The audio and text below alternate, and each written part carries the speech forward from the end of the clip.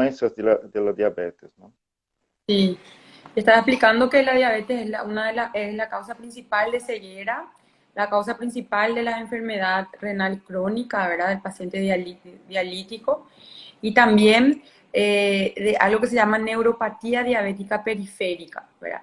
Que es el hecho de la persona tener dolores, calambres, perder la sensibilidad en los pies y tener también una insuficiencia arterial, ¿verdad? De que, vamos por decirlo así, no llega bien sangre a los pies, entonces cuando se tiene una cicatriz o algo cuesta en Es cicatrizarse, cicatrizante. se forma úlcera en los pies. Eh, no tiene sonido, creo, dice acá alguien. Sí, yo escucho bien. Sí, Ok, sí, yo escucho bien. avisen más si no están escuchando. Eh, Si alguien más tiene problemas de sonido, me avisa. sí. Ya. Entonces, si alguien no tiene todavía el diagnóstico de diabetes y tiene algún síntoma como pérdida de sensibilidad, calambre, dolores en las piernas, en los pies, probablemente ya está con diabetes hace un tiempo y tiene que investigar, ¿verdad? Porque una de las consecuencias ya es lo que se conoce como neuropatía diabética que da esos síntomas, ¿verdad? El famoso pie diabético también, ¿verdad? Que es un pie con lesiones, un pie que tiene hongo, un pie que puede tener una úlcera, por eso los diabéticos tienen que cuidar muchísimo su pie y usar calzados especiales para que no le cause callo, porque puede ¿verdad? Convertirse en una úlcera, infectarse y cuesta más de corregirlo. Justamente decía eso, que la cuestión del pie es un mundo aparte, ¿no? Está toda una cuestión, Sí, porque también un el mundo cuidado de la aparte. uña no podés cuidar en un salón de belleza, por ejemplo, debe ser una podóloga, ¿no? Se trabaja mucho Solo, también con otros profesionales, ¿no? y sin duda, inclusive son los cirujanos vasculares ya lo que cuidan más de un pie diabético más grave, ¿verdad? Que a veces llega a un momento que se tiene que amputar, ¿verdad? Entonces la diabetes es una de las mayores, o sea, es la causa principal de la amputación de las piernas, justamente por la insuficiencia arterial. Ya son consecuencias graves, ¿verdad? Y lo ideal por eso es eh, evitar que se llegue a eso, ¿verdad? Y cuidarse desde el comienzo, mantener el azúcar lo más regulado posible para no llegar a esas consecuencias. Preguntaba Estela, creo que por ahí preguntó, si hay alguno de los tipos que tiene cura o ninguno tiene cura, como usted dijo, no hay cura, hay tratamiento para Y poder tener una mejor no, calidad de vida nomás, ¿no? exactamente, así es. Y depende mucho del tipo, ¿verdad? El tipo uno se utiliza insulina, ¿verdad? El paciente va a tener que usar de por vida insulina. Y el tipo 2 remedios vía orales, a largo plazo también puede necesitar de insulina o si su azúcar está muy descontrolado también puede necesitar de insulina. Y tanto uno cuanto otro, el cambio de estilo de vida, tener una vida saludable, es muy importante también, ¿verdad? Es medio que el pilar del tratamiento. Porque hay pacientes que inclusive tienen los dos, ya tienen problemas en su páncreas que no secreta insulina y después encima engorda otra vez y tiene otra vez una resistencia insulínica. Entonces el cambio de estilo de vida, una vez más, la alimentación, la actividad física y dormir bien y el control del estrés, todo junto también hace parte del tratamiento y es uno de los pilares. Inclusive algo muy interesante, existe un diagnóstico que se llama prediabetes, unos valores que es para avisarte más o menos, estás a punto de tener, o empezás el cambio ahora o vas a tener diabetes, ¿verdad? Y los estudios muestran que cuando las personas son diagnosticadas con prediabetes, el cambio del estilo de vida es mucho más potente y te puede ayudar mucho más a revertir esa situación que el medicamento. Entonces, es un momento de cambio. Hay muchos pacientes que lo utilizan a este momento para empezar un cambio de estilo de vida, ¿verdad? Porque yo les explico bien que el remedio les va a ayudar, pero el cambio de estilo de vida puede ser mucho más potente, perder 5 o 10% de su peso, hacer actividad física. ¿Y qué es prediabetes? Es cuando te haces tu azúcar en ayuno, ese de ayuno te sale entre 100 a 125. O tu glicada, si te haces tu glicada de 5.7 a 6.4. O el otro que es el que te hace después de 2 horas de tomar el líquido de 140 a 199, ¿verdad? Entonces, esto es un pre. Depende de cada caso empezar con remedio, pero este es el momento donde el cambio de estilo de vida hace toda la diferencia y vale la pena o sea, darle más tiempo en la consulta para ayudarle al paciente a mejorar su alimentación, hacer actividad física y para prevenir que evoluya con un diabetes. La cuestión, por supuesto, bueno, vamos a hablar, claro, de la obesidad como un detonador potente, ¿no? Para la diabetes, pero también yo conocí mucha gente delgada que tenía diabetes. Puede ser también que una persona, al darse cuenta que no sube de peso, porque no todos suben de peso con facilidad, ¿no? Entonces abusa de todo lo que no tiene que comer, ¿no? De todo el azúcar. Y como não vê um resultado em seu físico, não vai engordando, vai abusando desse, e de repente se dá conta de que por las nubes tiene su cosa. Puede suceder también eso, ¿no? Que el flaco tenga diabetes, esa es la pregunta. Sí, pues Sí, puede suceder. porque, por ejemplo, yo, por ejemplo, en mi caso, y también conozco mucha gente, que yo no tengo mucha dificultad para engordar, ¿no? Pero siempre fui muy comilón. Y conocí mucha gente. Entonces uno de repente se va abusando porque como no ve que como no engorda, entonces piensa que está todo bien, ¿no? Sí. Y ya había conocidos, amigos, que tuvieron diabetes siendo delgados porque pensaban que nunca iba a pasar, ¿no? Porque Hay, pensamos siempre, bueno, la persona obesa tiene que cuidarse, pero el delgado es muy traicionero también, doctora, ¿no? sí, hay que tener cuidado con algunas cosas. Vamos a hablar primero que el diabetes tipo 1 se puede desenvolver independiente del peso, ¿verdad? Porque la persona, el problema está en su páncreas que deja de producir insulina. Entonces, eso es un tipo de diabetes que el flaco puede desenvolver. Segundo, es que existe hoy mucho algo que se llama obesidad sarcopénica o falso flaco. Las personas que en la balanza tienen un peso bueno, Sí. pero cuando vos ves su composición corporal, en realidad tienen poco músculo y mucha grasa. Y principalmente la grasa que se acumula en la parte abdominal. Y ahí entra un quesito genético también, porque hay gente que tiene una predisposición mayor a acumular esa grasa en el abdomen y eso le predispone a tener más resistencia insulínica. Entre ellos, por ejemplo, están los orientales. Los orientales al engordar directamente su grasa se va en el abdomen y ellos así están un poquitito más gordos que lo normal y ya están con diabetes, ¿verdad? Por esa predisposición genética que ellos tienen. Y entre los latinos también existe la predisposición dependiendo de cómo se deposita tu gordura. Entonces, por más que vos seas flaco y vos tengas una mala alimentación, sería bueno ver tu composición corporal, ver tu distribución de grasa, porque generalmente si tenés una predisposición a tener grasa a nivel visceral, eso te puede predisponer a tener diabetes. Entonces, ser flaco no es sinónimo que no tenés que cuidar tu alimentación y que tenés que ser sedentario.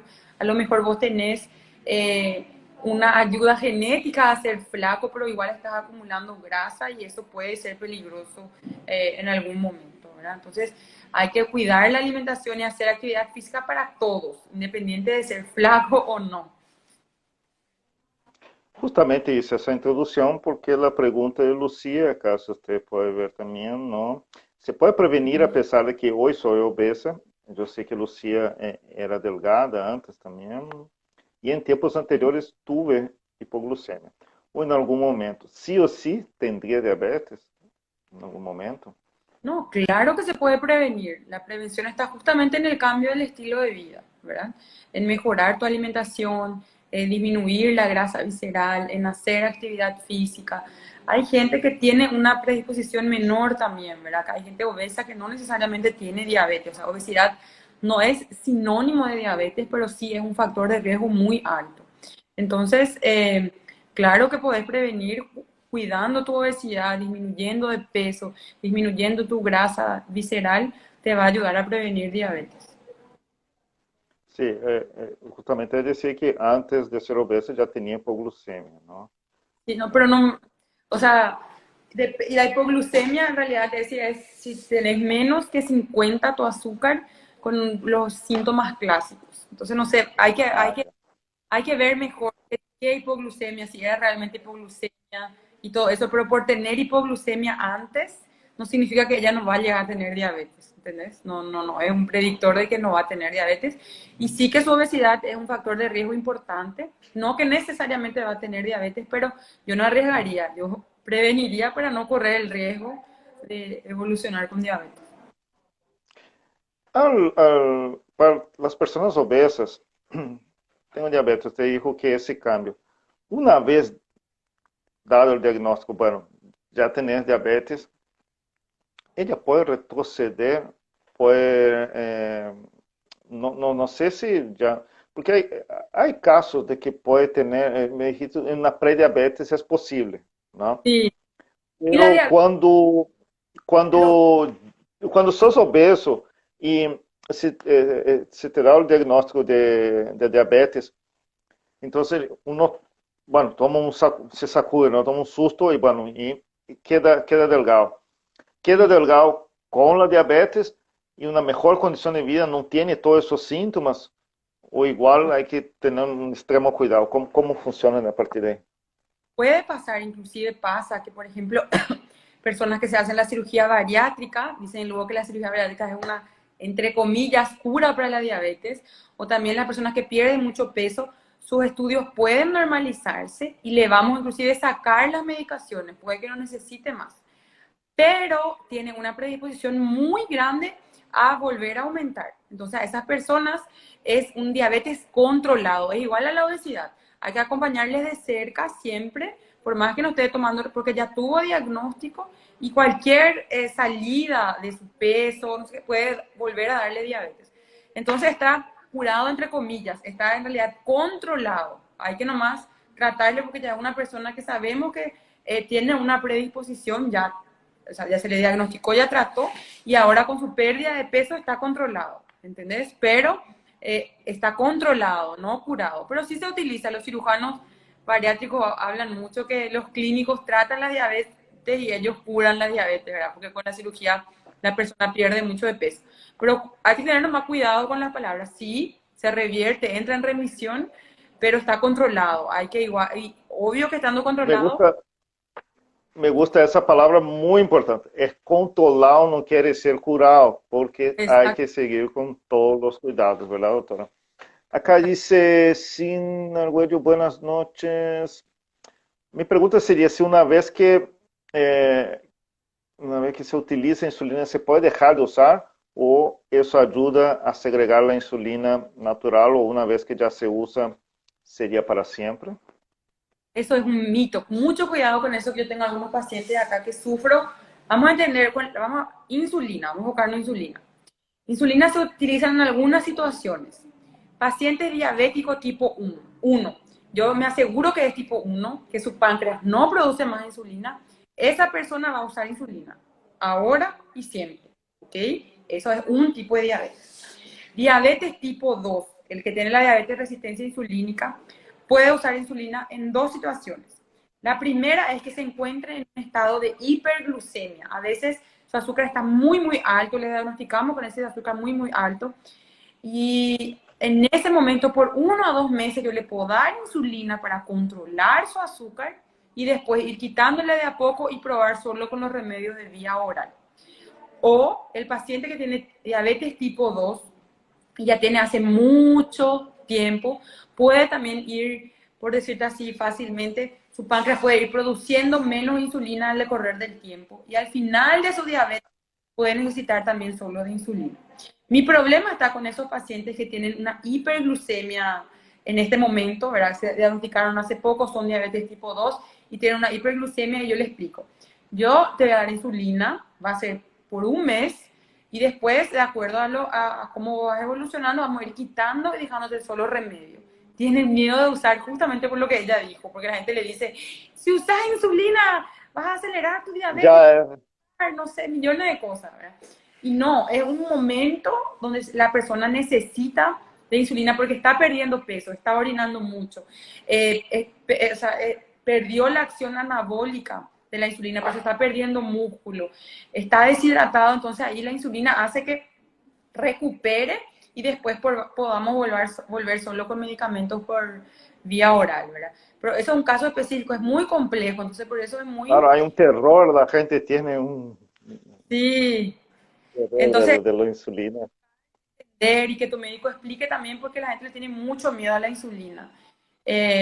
Por eso hay que abarcar, hay que trabajar siempre con un equipo multidisciplinar, donde trabajamos nosotros médicos, donde tiene que trabajar también un enfermero especialista en diabetes, una nutricionista especialista en diabetes, porque el paciente se asusta, escucha insulina y no quiere volver más a tu consultorio, la gente le dice muchas cosas.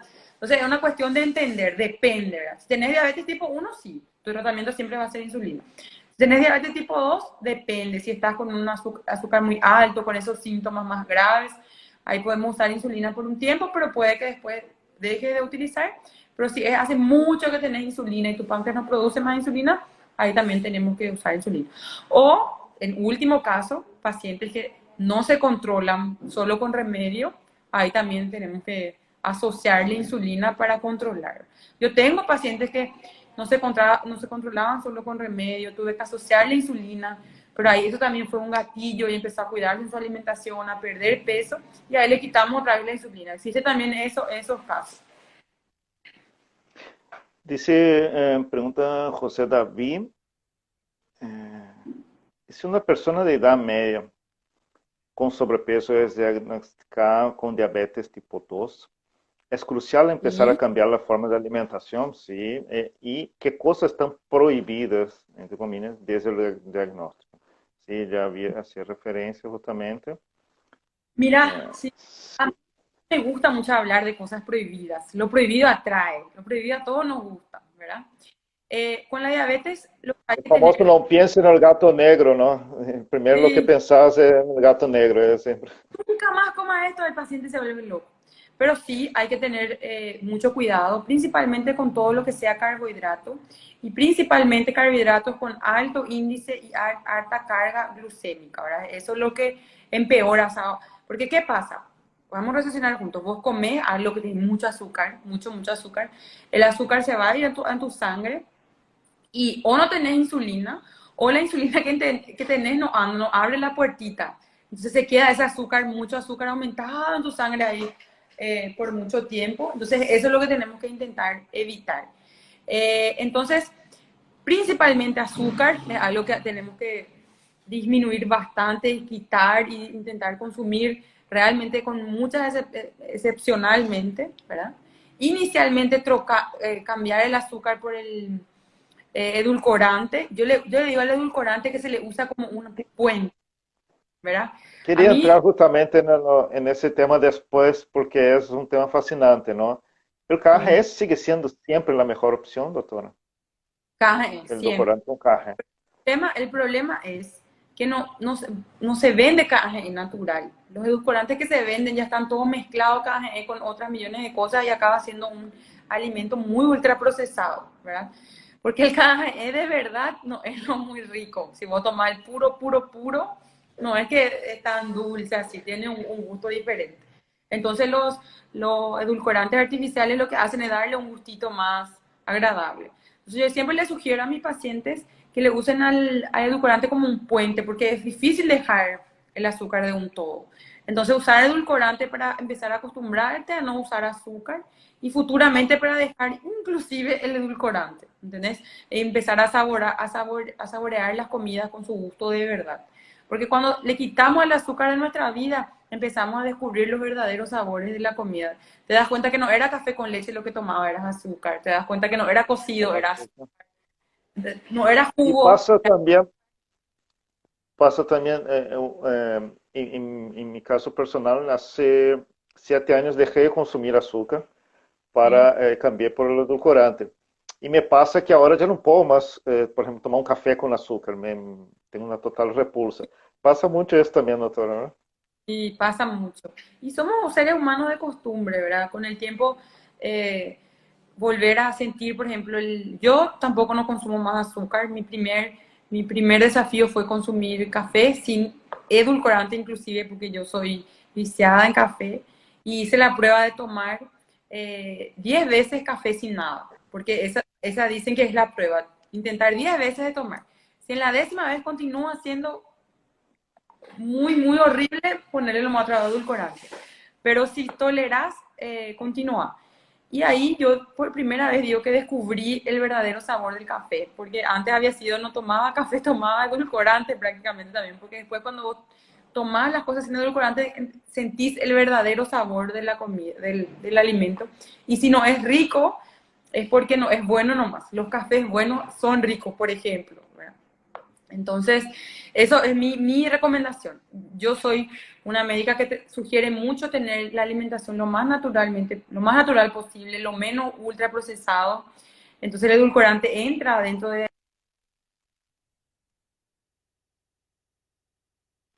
excelente, pero si pueden ir quitando y disminuyendo el edulcorante también va a ser mejor todavía.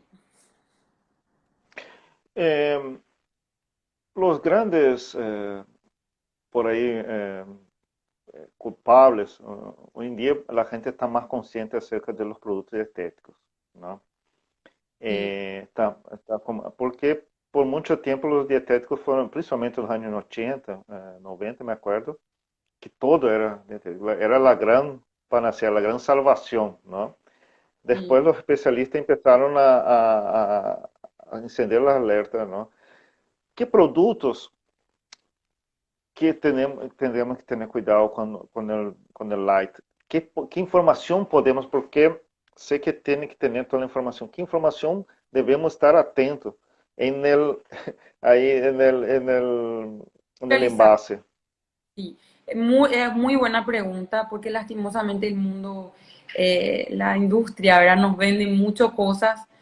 Hubiese sido perfecto que nosotros comprando nomás cosas pudiésemos alimentarnos, pero lastimosamente vemos que no. Después de ese boom fue cuando más aumentó tanto la obesidad, cuando la diabetes y todos los problemas metabólicos. Entonces ahora estamos volviendo atrás, viendo que cuanto más natural mejor. Bueno, primero hay que diferenciar bien que light no es lo mismo que cero, ¿ok? O que diet. Light solo significa que ese producto, ese alimento tiene menos de algo, pero no sabemos de qué. Menos de algo, menos de grasa, menos algo.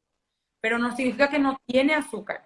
Entonces el diabético tiene que consumir productos que digan cero o diet, ¿verdad? Y tiene que garantizar y confirmar, leyendo el rótulo atrás, que no tiene azúcar y ni siquiera, ¿cómo se? No, ni azúcar añadidos, porque a veces el propio alimento tiene muchos azúcares, ¿verdad? Y que solo no tenga azúcares añadidos también tiene que mirar los ingredientes, saber leer los ingredientes de los productos, ¿verdad? Saber que los ingredientes están ahí por orden de cantidad. Si el primer ingrediente es azúcar o jarabe de maíz o sacarosa o nombres que no dicen azúcar directamente, el paciente tiene que tener mucho cuidado y saber que tiene que evitar consumir eso. Pero preferencialmente entender que tiene que decir cero o diet, porque light no significa que no tiene azúcar o que no tiene un Ah, índice alto. muy interesante eso, muy interesante porque uno confunde. De Acá lo que dice, creo que hay una propaganda engañosa son en los yogures. Los yogures ponen así, eh, ponen light, fit, ponen una chica así flaca. Entonces los pacientes ven nomás y dicen, ya era light, dice, ¿verdad? Pero no, los yogures generalmente tienen muchísimos añadidos, tanto ultraprocesados cuanto de azúcares o azúcares escondidos. Entonces lo ideal es consumir siempre yogur natural, sin nada, yogur, punto. bueno, acá contesta Lucía, que ella es del tema de la hipoglucemia, volviendo. Ella decía que la endocrinóloga, su endocrinóloga en la época, le dijo que ella podría ser propensa a diabetes porque podría agotarse el páncreas, no su páncreas. Ah, y ahí hay que hacer el estudio del páncreas, hay que ver su insulina, su peptidio C, ¿verdad? Y todo eso, hay que ver. Pero independiente de eso, cuidar tu alimentación, perder de 5 a 10% de tu peso, todo eso te va a ayudar a no desenvolver diabetes. El factor ambiental ayuda muchísimo. Entonces, cuídate. Si todavía no tenés, estás a tiempo de prevenir. Rocío Martínez pregunta, ¿cómo se puede tratar la diabetes cuando aumenta por las situaciones de estrés, ya que muchas situaciones no podemos remediar? Creo que usted había tocado como un factor, ¿no? Otro Este es otro mito, que el estrés aumenta el azúcar.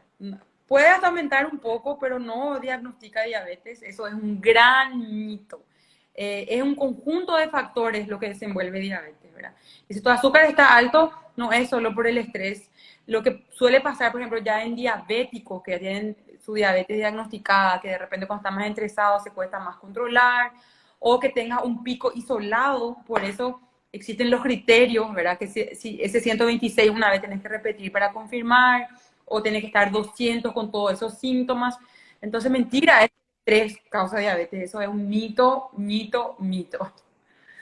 Claro, para quien ya tiene, ahí ella aclara que su mamá entró en coma diabético y por una situación de estrés comenzó Ah, clavándole toda la espalda, luego quedó inconsciente, claro, pero ya tenía, ¿verdad, doctora? ya tenía. Ahí puede ser un conjunto de cosas. Puede haber sido una infección, puede haber sido que no estaba tomando su remedio bien, no se estaba aplicando bien su insulina, más el estrés, y ahí puede entrar en un o cetoacidosis diabética o hiperglicemia osmolar, ¿verdad? Que son los tipos de diabetes graves, ya son otros extremos que la persona puede entrar en coma, internarse y necesitar insulina en la vena. Nilsa dice la diabetes emotiva también puede ser, La diabetes es emotiva también, o es un mito. lo mismo, no existe diabetes emotiva, lo que causa diabetes son otras cosas y a veces el estrés y las emociones lo que puede hacer es desregular durante el tratamiento un poquitito también, pero son un conjunto de cosas lo que hace que tu azúcar aumente y no es solo las emociones y el estrés. Eso es Excelente que importante las chicas vayan colocando todos esos mitos, esas dudas para ahí poder. se subió nomás porque estaba nerviosa y así, ¿verdad? Y hay que ver todo. Puede ser un poco, pero ver también la alimentación y ver si está tomando remedio y el conjunto, ¿verdad? También, bueno, Nilsa dice la diabetes puede ser hereditaria. Sí, como dije, puede tener un componente genético, pero no es solo eso, es poligénico, son varias cosas, ¿verdad? Puede tener un componente genético y también la parte ambiental eh, puede influenciar, ¿verdad? Pero tanto el uno cuanto dos tienen un componente genético. Tanto que las personas que tienen mamá, papá o hermanos con diabetes tienen que hacer sus estudios para control. Esta pregunta, sí, sí, esta pregunta me gusta porque siempre tuve curiosidad también. ¿Cuánto sería el valor de referencia para que un paciente llegue a entrar a un coma diabético? Y otra pregunta, ¿es cierto que las personas con diabetes tienden a tener cambios de humor? Bueno, la primera pregunta es, no existe un valor claro, son varios criterios en realidad lo que hay que llevar en consideración y los que tienen que más tener atención son los diabéticos tipo 1, porque a veces ellos pueden entrar en un estado que se llama así, cetoacidosis diabética. ¿Qué significa eso? Que aumenta su azúcar y al punto de dejarle en un estado acidótico, ¿verdad? Se queda con una acidosis y esa acidosis puede llevarle al coma y a veces él no siente nada, no se aplica más insulina, tiene alguna infección, algún problema infeccioso o algún estrés muy grande y puede desenvolver esta cetoacidosis diabética, ellos ya saben y ahí hay que irse al hospital porque son varios criterios. No es solo el nivel de su azúcar, su gasometría arterial, su potasio, su función renal y todo eso se ve. Porque vos podés ver, por ejemplo, que hay personas que su azúcar va a estar 500, pero está feliz y coleando, que ya es diferente de los diabéticos tipo 2, que realmente a veces tienen que estar muy altos, pero tiene que ser asociado a otros estudios para nosotros ver realmente si está con un diabetes más grave. Lo que nosotros recomendamos es que cuando el diabetes está muy alto, que se hagan, si se pueden hacer un examen de cetonuria, que es que muestra que está en cetosis, lo mismo que se hacen la gente que hace dieta keto, ¿verdad? Porque ahí si su azúcar está alto y está con cetosis, significa que está con un diabetes más grave, que puede llevarle a un coma y tiene que recibir insulina en la vena.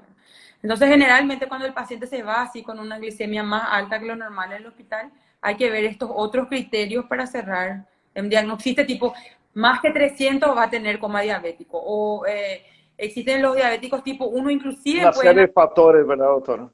son una serie de factores que se llevan en consideración. Lo que sí tienen que atender los diabéticos tipo 1 es que cuando no están tomando bien su insulina o cuando tienen alguna infección o algún estrés, así hay que tener cuidado porque ellos pueden desenvolver la cetoacidosis diabética. Y los diabetes tipo 2 cuando está muy alto, ¿verdad? Cuando está más que 300, más que 400, es siempre bueno ir para hacer los otros estudios y verificar si está desregulado nomás y continuamos con insulina subcutánea o si necesita recibir insulina en la vena. Alerta, claro. Y en cuanto a la otra pregunta, que era el cambio de humor, el humor. Generalmente no es necesariamente la diabetes va a causar el cambio de humor, pero y todo esa parte metabólica que está alterada está relacionada con depresión, con ansiedad, ¿verdad? Entonces, esa es la correlación que existe. Lo que sí sabemos con la parte neurológica es que el diabetes sí puede ser un factor de riesgo para desenvolver Alzheimer, por ejemplo, ¿verdad? Entonces, tenemos que tener cuidado con eso. Pero el problema es que hablando del diabetes tipo 2, que ahí hablamos de una síndrome metabólica, es una persona obesa, una persona que no duerme bien, una persona que no se siente bien con su cuerpo, que tiene diabetes, que tiene que tomar remedio, y todo eso puede estar vinculado a un problema emocional también. Entonces hay que siempre trabajar con un equipo multidisciplinar más una vez. Bueno, voy a una pregunta. Haciendo, con el tema, bueno, ella toca con el tema de la comida, no solo las cosas dulces, alzan el azúcar. Quisiera entrar justamente un poco con la cuestión de las dietas, con la dieta cetogénica. Eh, una persona con diabetes puede o debe seguir la dieta cetogénica, eliminando todos los carbohidratos. O, claro, siempre yo digo acá, todo lo que se dice acá debe ser con acompañamiento médico, no hagan nada por su cuenta, porque cada persona es un mundo aparte, ¿verdad, doctor? La dieta cetogénica puede ser sí una estrategia para el tratamiento, pero no es la única. Cualquier dieta con baja en carbohidratos malos, le puede ayudar al paciente a mejorar el diabetes. No es solo la cetogénica, pero sí es una opción, puede ser una opción. Depende mucho de cada paciente. Las dietas son algo muy individualizado, depende de muchísimos factores, ¿verdad? Hay pacientes que adhieren bien a la cetogénica y hay pacientes que es algo muy individualizado, pero sí puede ser una opción, justamente porque es una dieta baja en carbohidratos y es la que se recomienda cuando una persona tiene diabetes. Ahora, los pacientes diabéticos tipo 1, cuidado, que es algo muy individualizado, porque existen varios tipos de diabetes, entonces depende, pero en el diabetes tipo 2 puede ser una opción por un tiempo. Yo ya estuve entrevistando una nutricionista que es especializada por el tema de la dieta keto. Y acá repito, también reforzando lo que dice la doctora Gabriela, que nunca empezaron una dieta keto sin consultar primero al nutricionista, a su doctor, endocrinólogo, porque no es porque funcionó, fulanito, porque hoy en día pasa mucho, ¿no? Si Sí. fulanito bajó 20 kilos, yo voy a hacer también. Y no es así, porque tu cuerpo puede que no tenga la misma reacción, ¿no? Entonces es muy vidrioso. Siempre acá en la página sugerimos que consulten primero antes de hacer, ¿no? Por favor, diabetes lo es algo que hay que sí o sí pasar con el médico, tener un acompañamiento, eso es muy importante. Los diabéticos tienen que hacerse un control, un fondo de ojo anualmente, tienen que hacerse un examen de orina que se llama microalbuminuria anualmente, que es para hacer un control de prevención del riñón y de la vista, ¿verdad? Entonces, tienen que hacer su acompañamiento. Ahora dejo mi mensaje también en esta pandemia que no dejen de lado. Sabemos que el diabetes también es un factor de riesgo para tener COVID más graves, ¿verdad? Entonces, tener tu diabetes controlado es esencial en este momento. Entonces, no dejen de hacer su acompañamiento. No hagan nada porque escucharon que dijimos nomás acá en esta live. Entienden que tiene que ser individualizado, personalizado y con acompañamiento médico y nutricional. Eh, Acá pregunta, dice Sandra Pedroso, mi suegra tardó mucho en mandarse a ver y hoy está ciega. ¿Puede perjudicar el no consultar a tiempo? Sí, Sí, ¿verdad? hay que Eh, hacerse el sí, anualmente, independiente de tener síntomas o no, que es para agarrarle a los problemas que puede hacer la diabetes en el ojo ya preventivamente y tratar preventivamente para no llegar a ese punto. Acá pregunta si tiene posibilidad de volver a recuperar la vista. Ahí ya depende, hay que ver, ¿no? En general, si ya está ciega, dependiendo del grado, todo, yo creo que no. No, depende, hay que saber un poco más. Claro, muy específico. Estela pregunta, ¿qué grado de diabetes llega a la amputación de una pierna, por ejemplo? Sí, es cuando la persona ya tiene la complicación que hablé, que es la neuropatía diabética, ¿verdad? Y puede tener una insuficiencia arterial. ¿Qué eso significa? Que la sangre no llega más bien a los miembros inferiores.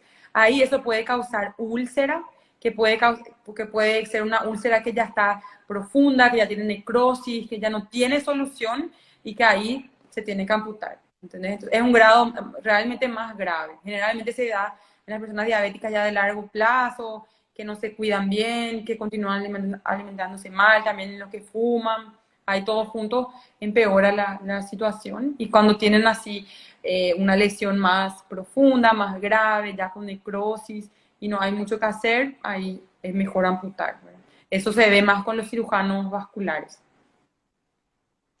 La cuestión, usted tocó la cuestión del cigarrillo. Yo había leído cierta vez que el cigarrillo, por increíble que parezca, él ayuda, ¿no? A dilatar las venas o algo parecido, ¿no? Que termina complicando la diabetes, ¿no? Para que pueda, principalmente en la cuestión de los pies, ¿no? Los miembros En de realidad, lo que hace es eh, acelera el proceso aterosclerótico, dificulta la circulación, ¿no? sí, que es lo que hace que se formen ateromas en la arteria, ¿verdad? Vos tenés tu diabetes que hace eso, después más tu cigarrillo que hace eso, entonces la predisposición es mayor para que se forme ese ateroma y cause una insuficiencia en la pierna, por ejemplo, o también un problema en el corazón o un ACV, por ejemplo. Pregunta Cintia, bueno, el tema de la diabetes gestacional, ¿no? ¿Es posible que alguien nunca tuvo diabetes o debe tener una predisposición ya para cuando se embaraza tiene diabetes? Y si al terminar el embarazo se revierte con los cuidados, ¿cómo No, es? Vamos a sacar unos mitos de la diabetes gestacional, ¿sí? la diabetes gestacional es otra fisiopatología, es otro tipo de diabetes, independiente de diabetes tipo 1 o tipo 2, porque se da por unos cambios hormonales que ocurren en el embarazo, principalmente en la segunda mitad del embarazo.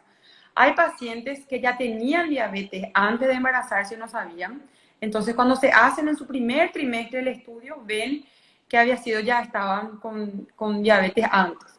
Hay otras que ya pueden empezar a desenvolver en el primer trimestre, pero generalmente en el segundo trimestre, porque la placenta secreta unas hormonas que hacen que la mujer tenga más resistencia insulínica. Entonces, si la mujer, por más que haya sido sana y no tenía diabetes, ya tiene una predisposición a tener resistencia insulínica, ese momento puede desenvolver una diabetes gestacional, ¿verdad? Por los cambios hormonales que ocurren, ¿verdad? Entonces, mujeres, por ejemplo, que eran obesas y no tenían diabetes, por ser obesas y tener una predisposición a tener resistencia insulínica, pueden desenvolver en diabetes gestacional. O mujeres que ya tenían síndrome del ovario poliquístico, que tenían una predisposición a tener resistencia insulínica, pueden tener diabetes gestacional. O cualquier mujer que tiene esa predisposición. Y ocurre porque durante el embarazo, en el segundo trimestre, nosotros secretamos unas hormonas que aceleran el proceso de resistencia insulínica. Entonces, si vos no sos una persona sana, preparada para lidiar con ese momento, podés desenvolver la diabetes gestacional. Por eso es que cuando nace tu bebé, mejora, porque ya no tenés más placenta, las hormonas vuelven todo a lo normal y vuelve a todo lo normal. Si era el gestacional. Si era ya un diabetes previo, ahí hay que controlar después. Pero igual, las mujeres que tienen diabetes gestacional y mejora su diabetes después del embarazo, tienen que seguir haciéndose el control porque ya se queda como una predisposición a tener diabetes. Entonces hay que tener mucho cuidado también con estas mujeres y continuar el acompañamiento después. Claro, volvemos a aquel tema del controlado, ¿no? Sí, no, pero Del tener cuidado. No, no, realmente como es otro tipo de diabetes, realmente naciendo el bebé se cura, pero vos tenés ahí un antecedente que hay que controlarte siempre porque ya tuviste este histórico, ¿verdad? Claro, Que, hay que estar ahí pendiente. sí. ¿Y la diabetes puede ser un factor para pérdida durante el embarazo? Es muy importante eso porque hay que diferenciar. Hay dos tipos de riesgos. Existe el riesgo de quien ya tenía diabetes antes de embarazarse, ¿verdad? Y los riesgos de quien tiene diabetes mellitus gestacional. Los que tienen, ya se embarazan teniendo diabetes, corren riesgo de tener malformaciones, ¿verdad? De tener un bebé con malformaciones. Y las mujeres que gestacional durante el embarazo, los riesgos son de que haya parto prematuro, de que haya también presión alta durante el embarazo, que el bebé sea muy grande, sea grande para su edad gestacional, que el líquido amniótico sea menos o más, que haya problemas. Eso, ¿verdad? Entonces, o sea, como hay parto prematuro, puede ser que el bebé nazca prematuro, una predisposición para que el bebé nazca prematuro y eso. Y malformaciones genéticas para quien ya tenía diabetes antes, ¿verdad? Entonces, las diabéticas que se quieren embarazar tienen que tener su diabetes súper controlado para embarazarte, para evitar estos problemas.